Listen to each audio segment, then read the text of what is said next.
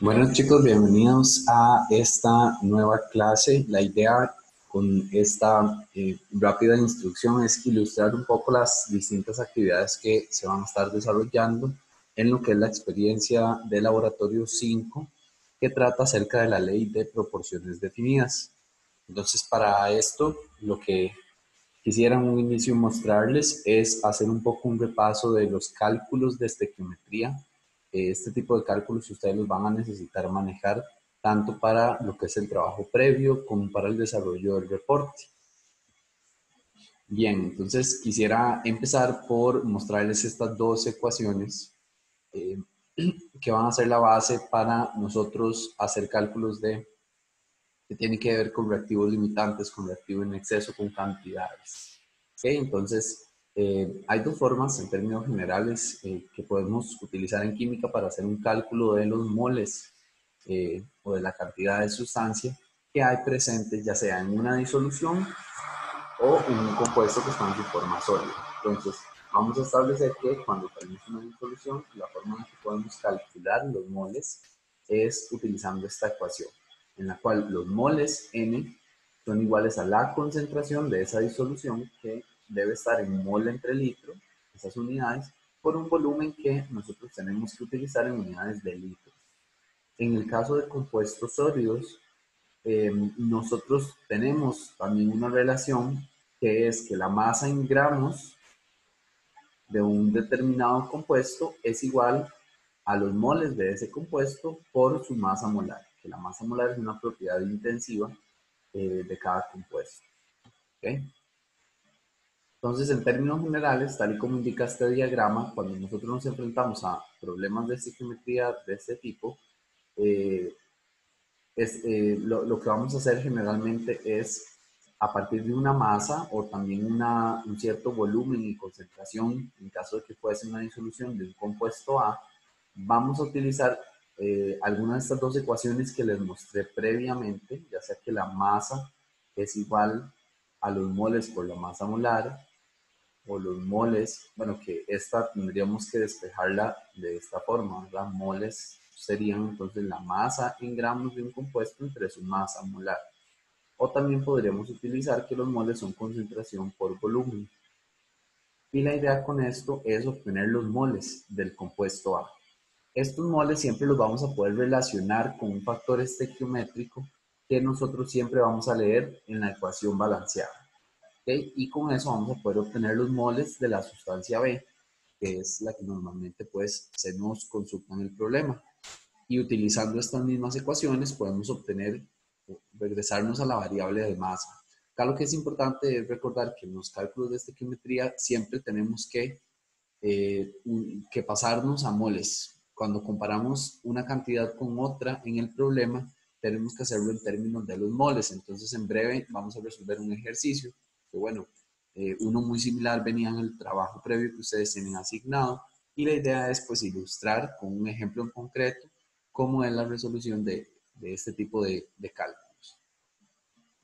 Okay, entonces acá les muestro este primer ejemplo en el cual nos dicen si se tiene 15 mililitros de una disolución acuosa. Vean que ahí ya está la primera característica importante, nos hablan de que es una disolución de hidróxido de sodio y nos dan su concentración, que es 0.1250 mol por litro.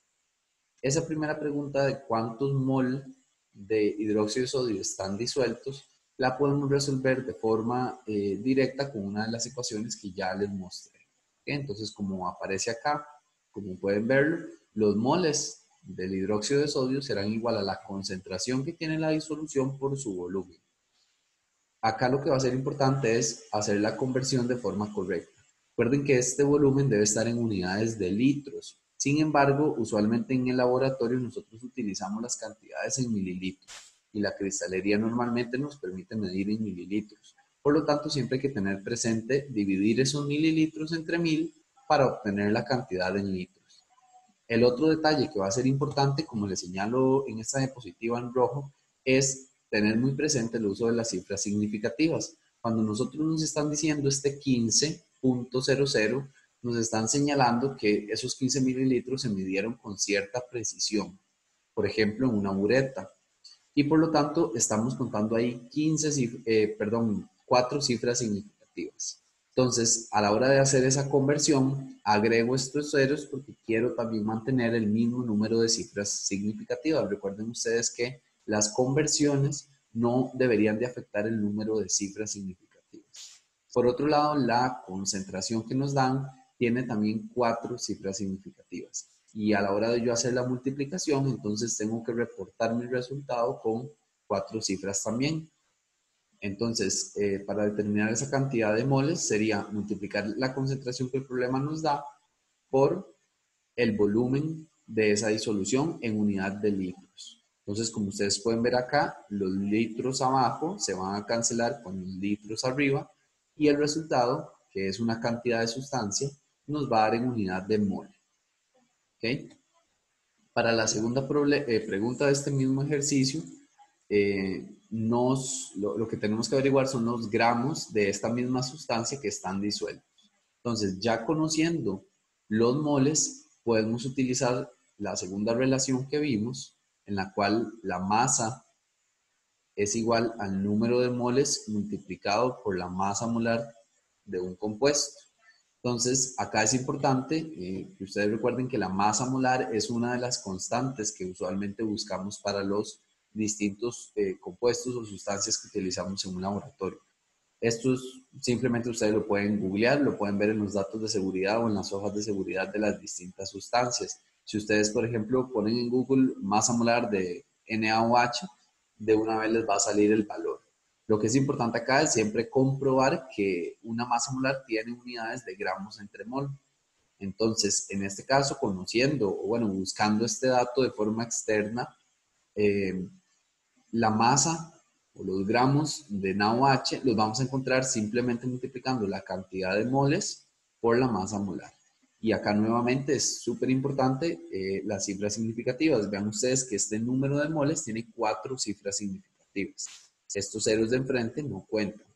Mientras que esta masa molar es una cantidad que estoy utilizando con 5 cifras significativas. Entonces, según las reglas de las cifras, la multiplicación la voy a reportar con el número o el menor número de cifras entre estas dos cantidades. Este tiene 4, este tiene 5, entonces mi resultado final estará dado con 4 cifras significativas, tal y como aparece acá.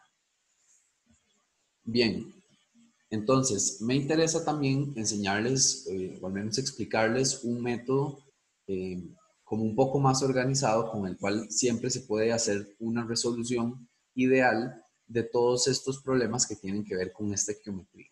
Recuerden que acá entonces hay distintas variaciones del problema. Nos pueden preguntar por moles que necesitamos de un reactivo, o nos pueden preguntar más bien la masa final de uno de los productos, nos pueden preguntar por un reactivo limitante, un reactivo en exceso.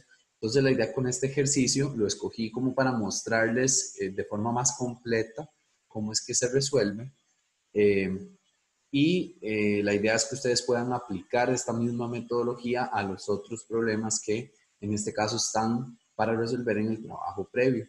Entonces, nos dan una ecuación, una reacción química, y la información que tenemos es que se van a hacer reaccionar 3.00 gramos de este primer reactivo, C6H6, con 5 gramos del oxígeno. ¿Okay? Y las preguntas van a ser cuántos gramos de CO2 se forman y la segunda pregunta, cuántos gramos sobran del reactivo en exceso.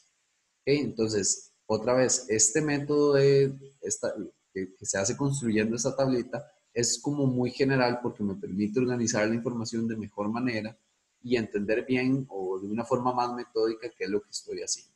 Entonces, acá anoto en esta segunda fila, que es la fila de la masa molar de cada uno de los compuestos involucrados, ya yo hice la búsqueda para este ejercicio de cuál es la masa molar de esta sustancia, C6H6, cuál es la masa molar del O2, cuál es la masa molar del CO2 y cuál es la masa molar del agua. Recuerden ustedes que cuando yo estoy viendo cada sustancia en la reacción, este número de enfrente, que es el coeficiente estequiométrico, no es parte de la fórmula del compuesto. Por lo tanto, ese número no tiene nada que ver con el cálculo de la masa molar. Por ejemplo, este 32 sale de que cada átomo de oxígeno pesa 16 gramos mol, según la tabla periódica, entonces 16 por 2 me da 32. Este 78.11 sale de sumar 6 átomos de carbono, según el peso que viene en la tabla periódica, más el peso de 6 átomos de hidrógeno, ¿verdad? Entonces, una vez, el primer paso en este tipo de problemas es siempre tener a mano las masas molares de las distintas sustancias que están involucradas y a partir de ahí vamos a completar este cuadro. Usualmente este cuadro se empieza completando desde la parte izquierda porque conocemos la masa de uno o dos de los reactivos. Vean ustedes que en este caso me están indicando que tengo 3 gramos de esta sustancia y tengo 5 gramos del oxígeno. ¿Ok? Entonces, de acuerdo con la fórmula que vimos anteriormente, la idea, y según la pregunta que nos están planteando, cuántos gramos de CO2 se forman, nosotros lo que queremos conocer es el número que debería de ir en esta casilla para esa primera pregunta.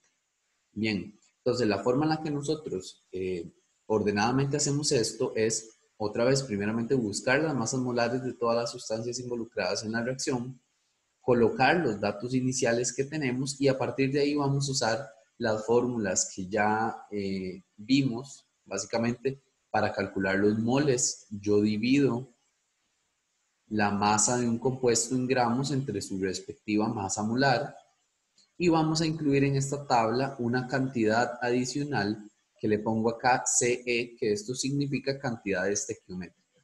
¿Qué es una cantidad estequiométrica? Lo vamos a ver en breve, pero básicamente es el número de moles que obtenemos dividido entre el coeficiente que traiga esa sustancia en cierta reacción. Entonces, por ejemplo, para este problema en concreto, tengo acá la calculadora en mano, si nosotros queremos determinar cuántos moles eh, implican estos 3 gramos de esta sustancia, entonces lo que vamos a hacer es dividir ese 3 entre la respectiva masa molar, 78.11. Y eso nos da, en términos de moles, 0,0384. Listo. Ahora, esta cantidad estequiométrica va a ser importante, chicos, porque nosotros no debemos comparar de forma directa los moles que obtenemos en la reacción justamente por la ley de proporciones definidas. Es decir, la misma reacción balanceada nos indica en qué proporción reacciona un reactivo con el otro. Entonces, no es correcto comparar el número de moles totales que tenemos de esta sustancia frente a esta sin tomar en cuenta la relación con la que ellos se van a unir para formar determinados productos. En el caso de esta reacción, son 2 moles de esta sustancia C6, reaccionan con 15 moles de oxígeno. Entonces ahí es donde es importante tener en cuenta la cantidad estequiométrica, porque la cantidad estequiométrica siempre la vamos a obtener dividiendo ese número de moles entre el número de moles o el coeficiente estequiométrico que aparezca frente a ese reactivo. Vean que en el caso de este C6H6, lo que aparece acá enfrente es un 2. De modo que la cantidad estequiométrica para esa sustancia será 0.0384 dividido entre 2. Y de esa manera nosotros obtenemos 0.0192. Muy bien, ahora, como este problema es uno de los problemas en los que, como de los más completos, entonces vean que no nos están indicando cuál reactivo es el limitante y cuál es el que está en exceso. Eso nosotros lo vamos a determinar cuando conozcamos las cantidades estequiométricas de todos los reactivos y aquella cantidad que sea la menor, esa corresponde al reactivo que va a ser limitante. Entonces vean que para el caso del oxígeno lo que tenemos es que los 5 gramos vamos a dividir entre 32 para obtener 0.1562. Bien. Y entonces para la cantidad estequiométrica lo que tendríamos que hacer sería dividir esa cantidad de moles, en este caso entre 15, que es el coeficiente que tiene enfrente esa sustancia. Y entonces estamos obteniendo 0,0104.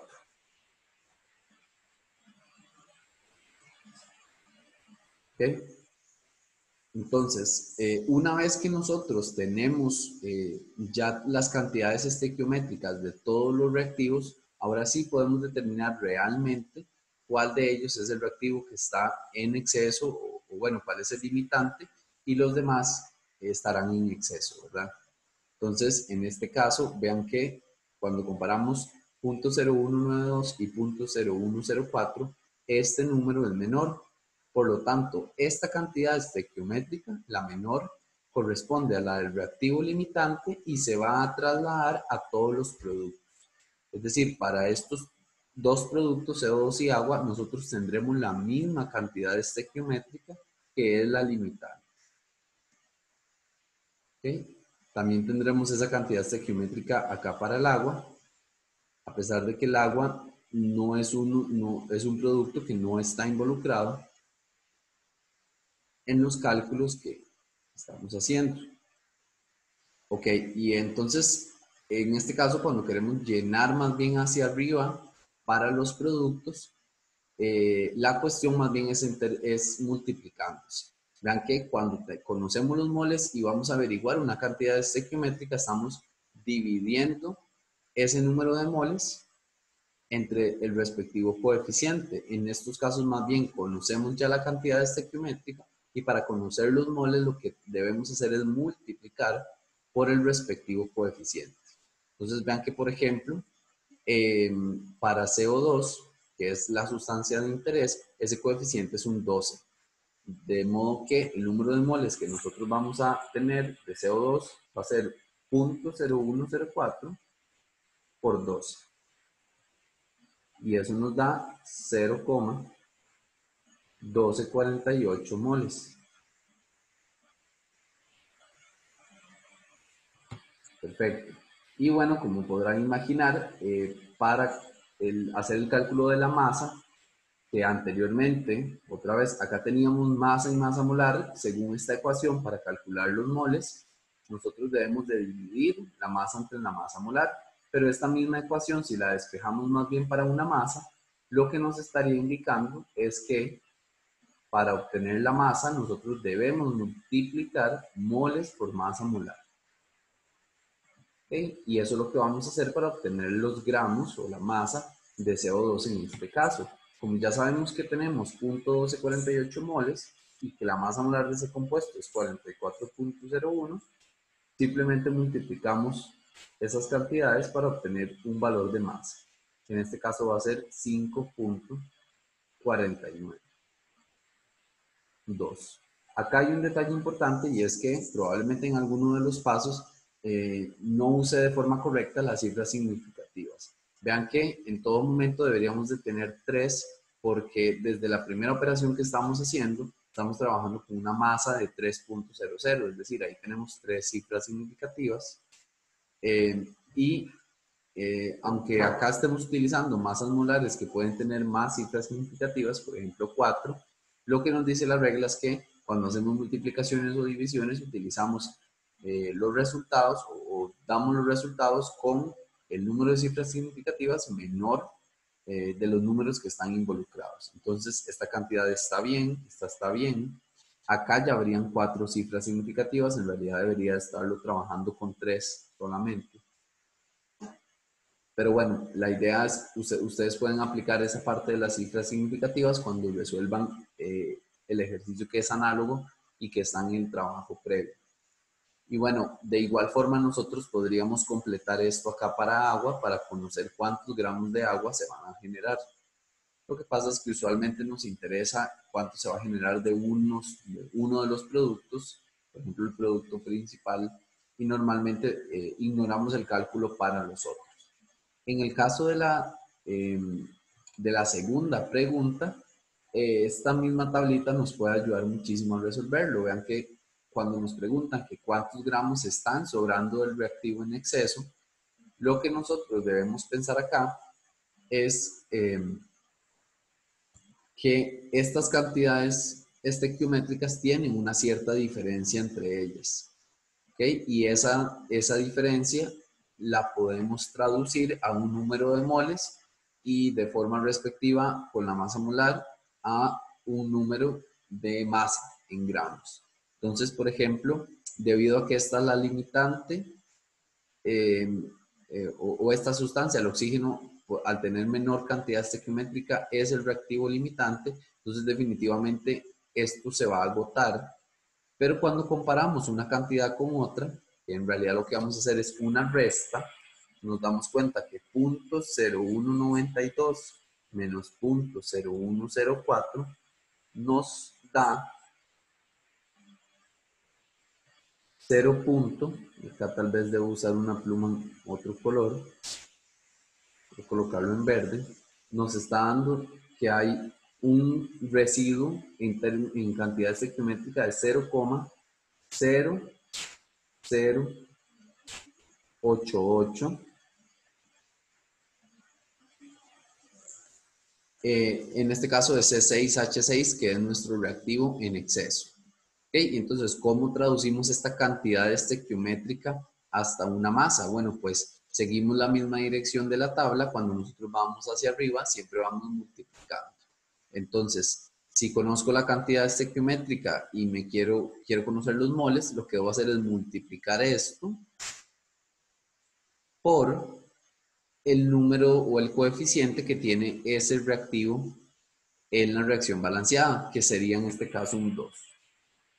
Entonces, lo que estoy obteniendo acá es que tengo un exceso de este reactivo que en unidades de mol representa 0.0176 moles. Y bueno, ese exceso en moles, o bueno, más bien haciendo uso de esta ecuación, puedo utilizar esa cantidad de moles, multiplicarlo por la masa molar de esa sustancia en exceso para saber su masa que está en exceso. Entonces, en este caso, sería multiplicar el 0.0176 moles por la masa molar de C6H6, que sería 78.11. Y eso me está dando 1.375. Si hago un redondeo en este tercer decimal. ¿Okay? Y esa sería entonces la forma en la que podemos encontrar una masa en exceso. Entonces, chicos, la idea con este ejercicio era pues ayudarles o clarificar con un ejemplo bastante concreto cómo es que se manejan los cálculos en este tipo de ejercicios, más que todo haciendo, como les expliqué temprano, conciencia de que estos temas probablemente en el curso de teoría ustedes los están empezando a ver o están por verlos, o al menos no los han concluido. Entonces, la idea es que esto les sirva de ayuda para la elaboración del prereporte de esta experiencia. Bien, ahora lo que quisiera hacer es mostrarles un poco ya el documento de la práctica o de la experiencia 5. Un poco como usualmente hago, mostrarles el uso del simulador y cómo la dinámica que vamos a utilizar, que se va a utilizar en esta experiencia. Entonces, inicialmente, como se señala acá, deben de observar un video y contestar un par de preguntas. Esa parte es pues más sencilla, está de forma muy explícita explicada en este video. Sin embargo, acá sí les voy a sugerir una pequeña lectura, es una página, realmente un pequeño párrafo, de un libro que es un libro de química analítica, en el cual se explica de forma muy sencilla esta cuestión del error en el que se incurre cuando nosotros estamos haciendo pesadas, es decir, cuando estamos utilizando una balanza analítica y los objetos o las sustancias que vamos a pesar tienen una temperatura alta. o bueno, también habría un error si es una temperatura extremadamente baja. Entonces, la idea es que ustedes entiendan el fundamento físico por la forma y el mecanismo en el que opera una balanza, por qué es que sucede este error. Entonces, para contestar esa pregunta, les voy a recomendar esa referencia. Ustedes pueden preguntarme la referencia completa y de hecho les puedo pasar la página específica para que ustedes tengan ese material como un apoyo y puedan entender de una forma más adecuada la respuesta que van a dar en esta pregunta. En esta segunda pregunta, que también está relacionado con el material que van a ver en el vídeo, es importante recordar, o para enfocar un poco mejor la respuesta que ustedes van a dar, lo que les sugiero es pensar en cuál de las dos sustancias que están preguntando, o en este caso serían HCl y NaOH, cuál de esas dos sustancias se puede eliminar cuando están en exceso de una forma sencilla. Y para conocer esto, nosotros tenemos que investigar el estado, si es un líquido, si es un sólido, si es una disolución, que tiene esas sustancias en el laboratorio. Entonces, con ese hint, con esa pequeña pista, ustedes van a poder responder de forma más adecuada a esta pregunta. Igualmente para esta pregunta, en la cual les pide investigar un poco de la posibilidad de reemplazar el HCl por ácido sulfúrico. Y entonces acá nuevamente la cuestión es investigar cuál de estas sustancias se puede eliminar de forma más fácil. Tal vez una pregunta como para enfocar un poco mejor la respuesta es, ¿se podrán eliminar los líquidos si los caliento? ¿Se pueden eliminar todos de igual forma? Porque como ustedes verán en el vídeo, básicamente lo que se está haciendo en el experimento es una separación por medio de la evaporación, que significa calentar un líquido hasta llevarlo a su fase gaseosa, ¿verdad? En este caso es importante considerar que no todos los líquidos son tan fáciles de calentar porque no todos tienen la misma temperatura de ebullición. Entonces ustedes ahí van a investigar un poquito sobre ese concepto para enfocar mejor su respuesta. En esta pregunta me pareció importante indicarles este detalle. Las mediciones, recordemos, siempre tienen incertidumbres y por lo tanto la incertidumbre se debe considerar cuando nosotros comparamos dos sustancias. ¿Por qué? Porque como ustedes verán en el video y porque son técnicas experimentales y siempre hay error cuando estamos desarrollando estas técnicas, el hecho de que una medición que yo quiero comparar no me dé exactamente el valor que yo esperaba, no quiere decir, por ejemplo, en este caso, que no se esté aplicando el concepto de ley de proporciones definidas. En otras palabras, cuando yo digo que la incertidumbre se debe considerar en la comparación, es, por ejemplo, pensar que si yo tengo una medición, imaginémonos de masa, que son 1.95 gramos, pero yo conozco que la incertidumbre de ese equipo es más o menos 0,05. Entonces lo que estoy diciendo ahí realmente es que esos 1.95 se encuentran de forma certera en un intervalo en el que es 1.95 más 0,05, o sea, 2.00 gramos, o más bien menos, que en ese caso sería 1.90. ¿Verdad? Y si yo quiero comparar esa cantidad con otra cantidad que me dio 2.05 y que tiene la misma incertidumbre, cuando tomo en cuenta esa incertidumbre me doy cuenta de que ambos valores perfectamente podrían ser 2.00. ¿Ok? Entonces no puedo distinguir debido a esa incertidumbre una diferencia importante en esos valores. Más adelante, en cursos posteriores y más avanzados, ustedes incluso verán métodos estadísticos para poder discriminar y diferenciar si dos cantidades son o no iguales o si su diferencia es verdaderamente importante. Sin embargo, acá el detalle es para que no se confundan y no piensen que si no me da exactamente igual, no se está cumpliendo la ley, sino que hay un cierto error asociado porque las mediciones que se están haciendo en el video o en el experimento son mediciones experimentales y por lo tanto siempre están sometidas a un cierto error. ¿Okay? En la parte 2 de esta experiencia es cuando van a hacer uso del simulador. Y entonces, como es usual, vienen las indicaciones muy claras en este documento. Sin embargo, lo que me pareció importante mostrarles, aunque viene también, repito, en las indicaciones, es cómo es el uso del simulador. Entonces me voy a venir acá a esta pestaña de Chrome en la cual ya yo abrí el simulador.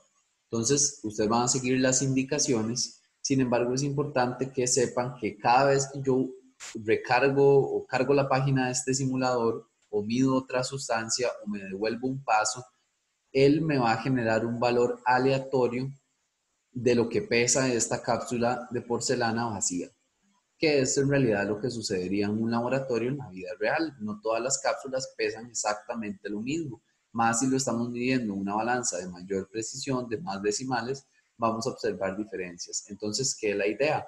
Que ustedes tienen que tener en cuenta en cada paso de medición de masa el peso de esta balanza, perdón, de esta cápsula vacía, porque entonces las masas que vamos a colocar se van a determinar por diferencia. Entonces vean que, por ejemplo, esta cápsula vacía en este momento me indica que pesa 74.63 gramos. Entonces yo me vengo al documento, por ejemplo, vamos a trabajar con el primer metal y voy a colocar que es 74.63 gramos. Bien, cuando selecciono el primer metal, me vuelvo acá a ver, se trata de zinc, me van a salir estas flechas que son la opción para yo colocar del sólido dentro de esta cápsula y por lo tanto la masa que marca la balanza evidentemente va a aumentar. Sin embargo, va a aumentar a partir, porque no tengo un botón de tarar, entonces va a aumentar a partir de este valor. Entonces, mi consejo es que ustedes presionen unas 3 veces este botón o incluso una cuarta vez para que ustedes obtengan una masa, digamos, significativa, apreciable del metal y que a la hora de hacer la diferencia, esa es la parte más importante, acá cuando en la casilla de masa inicial del metal, ustedes deben de colocar la masa del metal obtenida por diferencia. Entonces vean que es muy importante yo anotar inicialmente la masa de la cápsula vacía para poder determinarla por diferencia. Okay, vean que en este caso me está indicando 76.63. 76.63. Sin embargo, esa no es la cantidad que yo voy a colocar acá, sino que más bien a esa cantidad le voy a descontar la masa de la cápsula vacía. Okay, en este caso, estas cantidades restadas me dan exactamente 2.00 gramos de ese metal. Y bueno, ustedes seguirán las instrucciones siguientes, que básicamente es ir presionando o irse moviendo por estos distintos pasos del simulador. Hay que darle un poco de tiempo, que la idea es que imita la dinámica en el laboratorio, ¿verdad? Entonces, primeramente añadimos el HCl, luego calentamos hasta sequedad, hay que darle un poco de tiempo al simulador. Y finalmente él, casi que de manera automática, nos va a registrar el peso de esta cápsula que contiene la sal de manera seca. ¿Okay? Acá en esta parte disminuye la temperatura de la cápsula, porque otra vez es muy importante pesar, cuando yo caliento algo, pesarlo a la temperatura ambiente, entonces tengo que dar un tiempo para que se enfríe.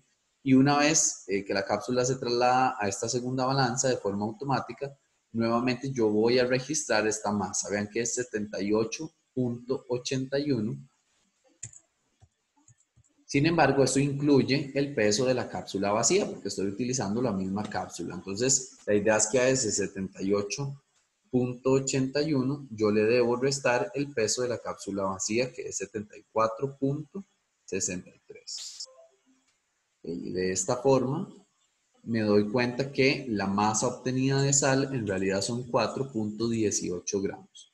Entonces, como indica en este documento, la idea es que ustedes repitan esta dinámica con distintos metales y además de eso lo hagan con cada uno de los metales una segunda determinación en la cual utilizan el doble de masa. ¿Okay? Entonces, por ejemplo, eso significa que si quiero volver a utilizar el zinc, debo de presionar acá, pulse para continuar, para que se reinicie, o bien simplemente puedo venirme acá y recargar, refrescar la página en el Chrome y me saldrá una nueva cápsula que pesa distinto. Sin embargo, eso no es un problema otra vez porque las mediciones las estamos haciendo por diferencia. Lo que va a ser importante es que esa nueva cápsula vacía yo anote su masa. Vean que es 63.61. Y la idea es que entonces la masa inicial de metal que yo coloco acá sea el doble de la que puse en esta primera determinación. Entonces, como en esta puse 2 gramos, la idea es que acá yo ponga 4 gramos. Entonces, uno hace como un estimado de cuánto tengo que colocar para que a la hora de hacer la resta me dé 4. Y entonces eso básicamente es al 63.61 sumarle 4. ¿Okay? Eso me estaría dando 63.61. Entonces yo acá me vengo nuevamente, tomo el zinc y voy a empezar a añadirlo hasta obtener una masa de 67.61. ¿Okay? Una vez que hago esto, pues entonces prosigo con el experimento y vean que ese 67.61 que registré, a la hora de restarle el peso de la cápsula vacía,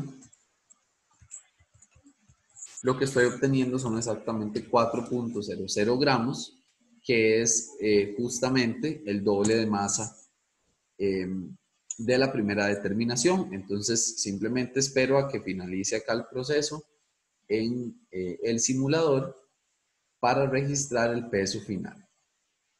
¿Ok? Y bueno, lo que quería era más que todo pues mostrarles eso para que no tuvieran inconvenientes a la hora de registrar las masas en este cuadro. Y con respecto a las preguntas que faltan, eh, me parece importante mencionar en esta que les piden las reacciones involucradas. Recuerden que una reacción química bien escrita tiene que estar siempre balanceada.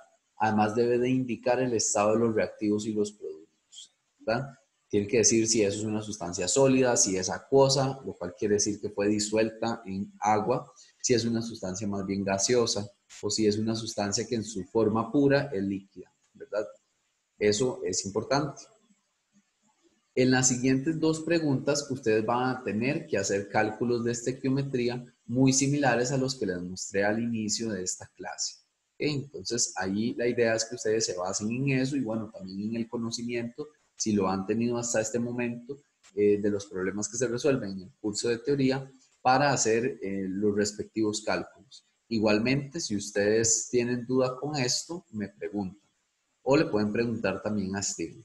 Recuerden acá sí es importante, chicos, las dudas hay que manifestarlas, hay que proponerlas de una manera proactiva. Es decir, que se vean que ustedes realmente están intentando hacer el ejercicio. Una duda es, profe, no, una duda bien planteada no es no sé qué hacer. ¿Ok? Es distinto a que ustedes al menos hagan un intento de iniciar el cálculo y dicen, profe, yo sé que este primer paso es así, pero no recuerdo qué sigue o no sé por qué me está dando esto, ¿cómo puedo comprobar esto? ¿Ok? Entonces, bueno, ahí está esa preguntilla. La que sigue también involucra un poco de cálculos. Y estas dos que son un poco más, las dos últimas, que son preguntas de discusión, ahí será importante que ustedes tomen en cuenta, por ejemplo, en esta pregunta, qué significa la ley de proporciones definidas en términos de las cantidades que nosotros estamos midiendo, ¿verdad? Si nosotros tenemos una reacción cuya estequiometría es 1 a 1, es decir, que en los coeficientes de esa reacción, por un mol del reactivo 1, reacciona un mol del reactivo 2 y se produce entonces un mol del producto. Eso sería una reacción 1 a 1. Entonces, en ese caso, esa estequiometría afecta la interpretación que nosotros tengamos de esta ley de proporciones definidas. Porque si estamos hablando de reacciones que son 1 a 1, entonces efectivamente, para poder saber si esta ley se cumple, lo que yo hago es decir, bueno, cuando coloco 2 gramos de esta sustancia, obtengo tal cantidad de producto. Cuando yo coloco el doble de la sustancia, por ejemplo 4, entonces yo esperaría obtener el doble del producto también. Sin embargo, si estas reacciones, si estamos hablando de una reacción que no es 1 a 1, entonces ya no va a ser el doble, sino que podría ser el triple o podría ser el cuádruple o podría ser 7 veces. Eso va a depender del coeficiente que tenga la reacción balanceada. Entonces es un detalle importante a la hora de discutir esta pregunta. Y finalmente, para esta pregunta que tiene que ver con el uso de otros metales, el concepto clave que ustedes van a recordar, o bueno, si no lo conocen, van a buscar un poquito de él, está en cualquier libro de química general, es la serie de actividad de los metales. ¿Okay? Que recuerden ustedes, bueno, si a este punto lo han visto en teoría, podemos ordenar los distintos metales de forma, es decir, en un orden de reactividad, es decir, cuál es más propenso a reaccionar, por ejemplo, con agua o, por ejemplo, con un ácido como HCl.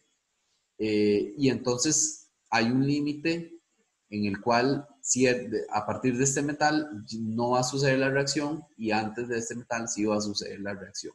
De eso se trata esta serie, entonces ahí está como la ayuda por aquello de que no fuera familiar el concepto. Y bueno, si lo es, mejor porque van a poder darle una respuesta más completa a esta pregunta. Y bien, chicos, eso sería de mi parte. Espero que puedan completar con mucho éxito este reporte y cualquier duda estamos en contacto. Tengan buen día.